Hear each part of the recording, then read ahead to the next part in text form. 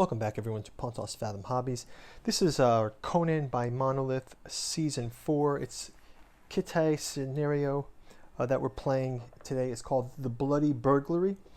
We just did the quick setup. We've got the tokens set up. We've got the Book of Skelos set up.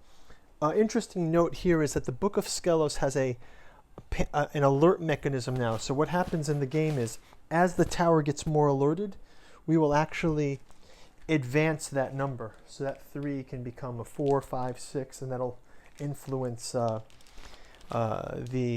Overlord play. So we've got those on the side. Another mechanism here is the story. So we'll read through the scenario quickly here. So it says Conan has a bloody burglary. Conan has reached the kingdom of Khitai and the city of Paikang, the town of purple towers, with sumptuous pagodas overlooking the bamboo jungles adorned with lianas. The Cimmerian has ventured deep into the east through the vast Hycerian steppe to escape from the Turanian army. He is one of the only survivors of a troop of 5,000 ferocious Kozaki fighters defeated on the riverbanks of the Ilbars River. The Turanians relentlessly hunted the remaining pillagers. In Paikang, it did not take long for the barbarian to make a name for himself.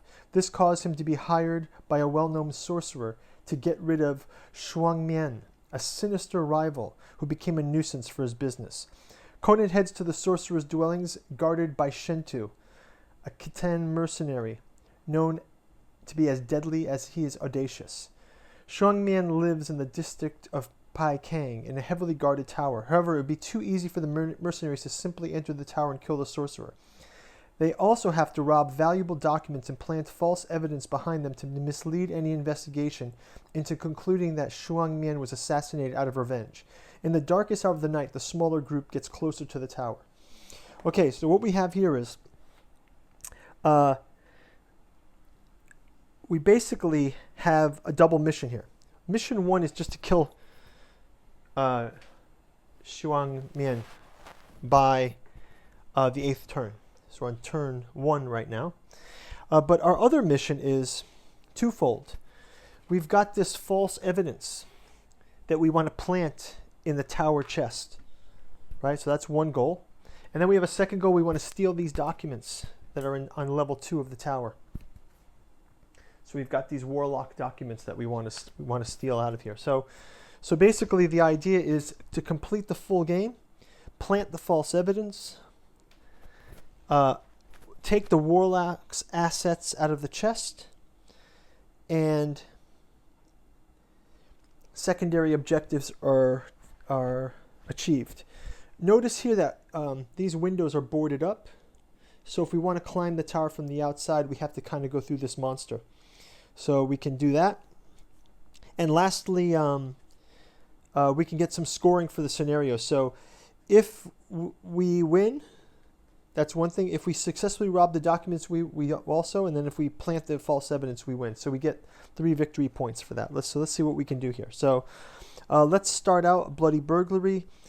And we can go into some of the other mechanics. So first thing it says, after setup, each hero moves 5 gems from the reserve to the fatigue zone. So let's move these across, 1, 2, 3, 4, 5. So the heroes kind of arrive fatigued.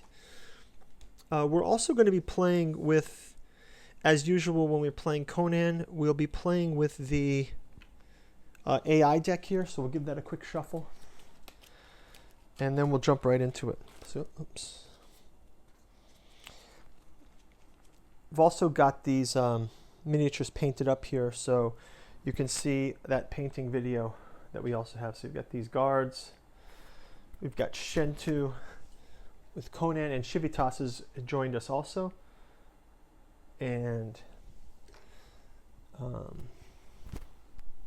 javelin throwers and Khitaian guards.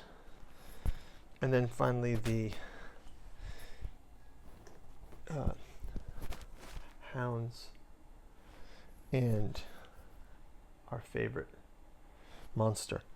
Okay, so let's jump into it. So first off, our heroes are kind of hiding out here beneath the rocks.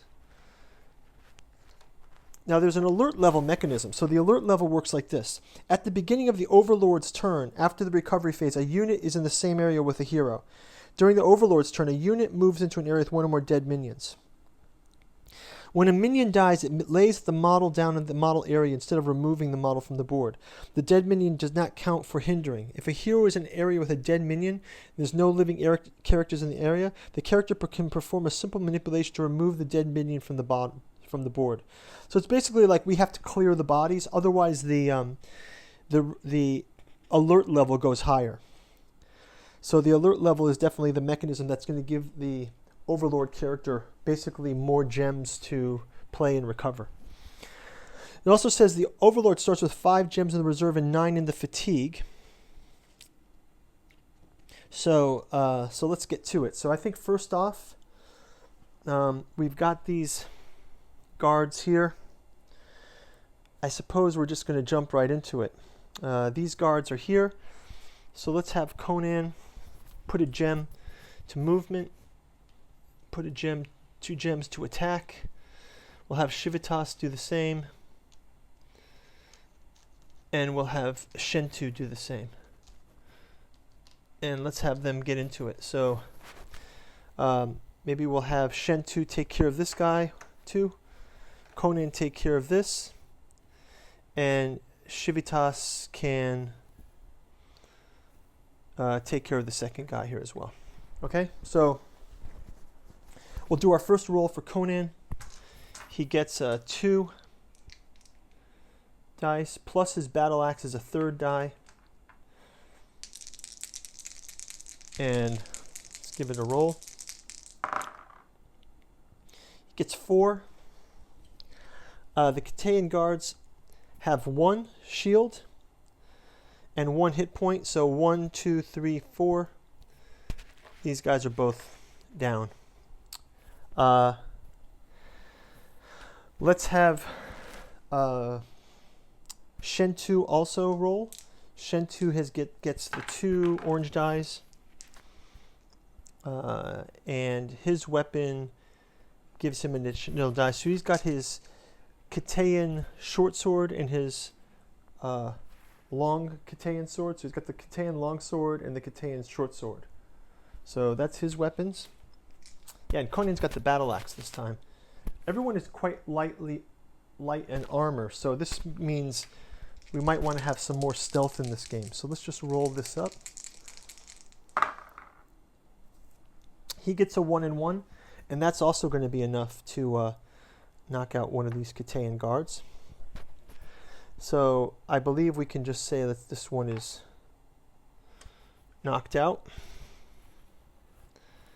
Yeah, and then we have, this is the remaining 2 for this one.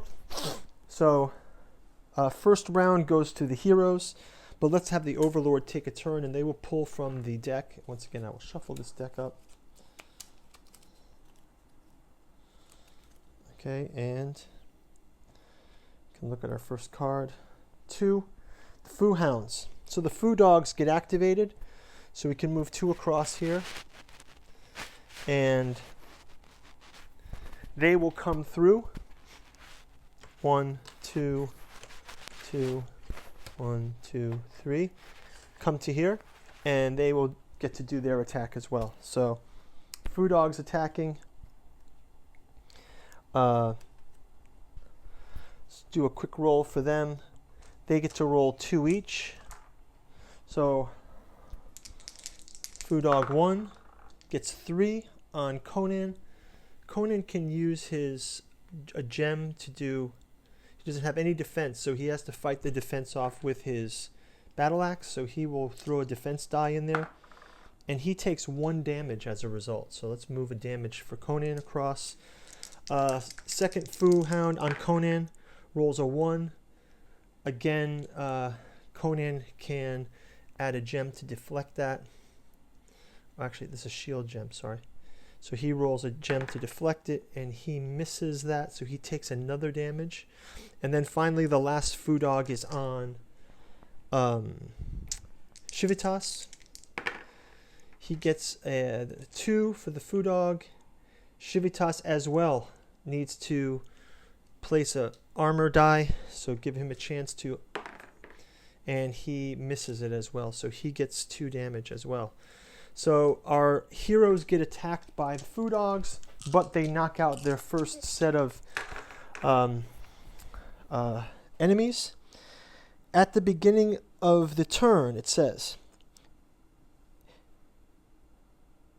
after the recovery phase, a unit is in the area with the hero. Well, there's units in the area of the hero, so that means we're going to raise their alert level by 1. And so when we get to recovery phase, now they get to recover 4. So I see how this mechanism works here. Right? Now we're at 4 recovery. So then let's just go into the recovery, and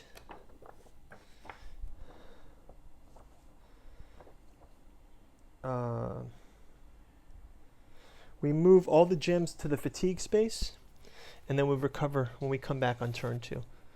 So first off, kind of a big deal for the heroes.